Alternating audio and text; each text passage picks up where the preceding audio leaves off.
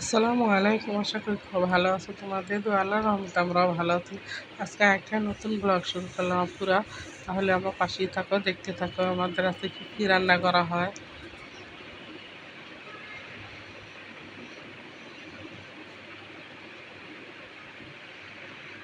এই যে আপুরা প্রথমে দেখো কী না কি মাছটা রান্না করতেছি, তাই তোমাদের সাথে শেয়ার করলাম। তাহলে আপুরা আমার পাশেই থাকো, দেখতে থাকো। আর এই যে কচু নিয়ে আসছিলাম আমাদের খালার বাসাতে। এই বড় চিংড়ি ভুনা করবো আজকে। এই যে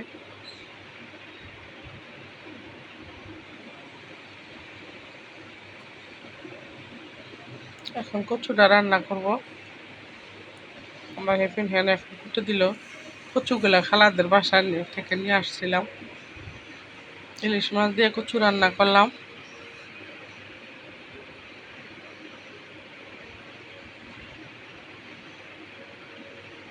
আর আপুরা, আমার মামা তো মারা গেছে। আমার মামার জন্য তোমরা সবাই দোয়া করবা। আমার মামার যেন জান্নাতবাসী হয়। সবাই আপুরা একে একে এরকম সবাই অসুস্থ, মনে করো আমার মা অনেক অসুস্থ। কি করবা বলো, কিছু তো আর করার নাই। তোমাদের দোয়া ছাড়া আপুরা তোমরা সবাই দোয়া করবা আমার মার জন্য। আমার মা অনেক অসুস্থ, কারণ ডায়াবেটিস মানুষ তো, গা হলে শুকায় না। বেশি সমস্যা এটাই। আল্লাহ জানে এরকম বিপদে কারো না ফেলায়, এরকম অসুস্থ না বানায়। এই যে দেখো মুরগির মাংসগুলো রান্না করছিলাম, ওই যে তোমাদের ওর সাথে শেয়ার করছি। তোমাদের ভাইয়া বড় মুরগি নিয়ে আসছে, ওইখান থেকে এক পোটলা নিয়ে নিলাম। আর যে আমার হেফিন হ্যান এদিকে মনে করো আমাকে গুছায় দিয়ে ঘরগুলা ঝাড়ু দিয়ে মুছে নিতেছে, আমি এদিকে রান্না করে ফেলতেছি।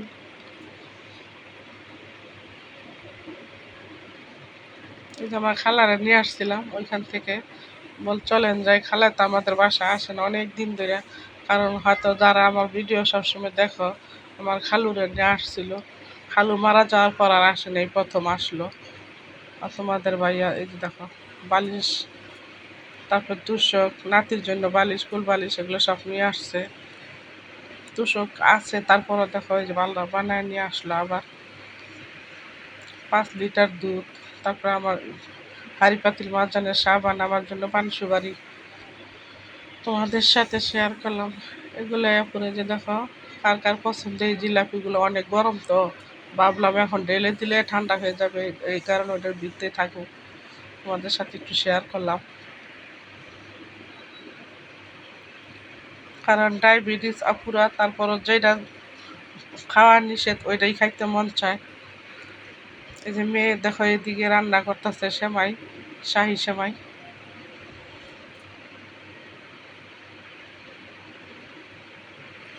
মিষ্টি আজকে দেখো সব, যত খাবারই হোক সব মিষ্টি খাবার।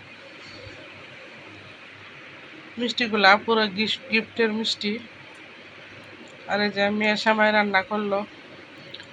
এভাবে কে কে রান্না করতে পারো আপুরা কমেন্টস করে বলবা, কার পছন্দ এইভাবে সেমাই রান্না করলে।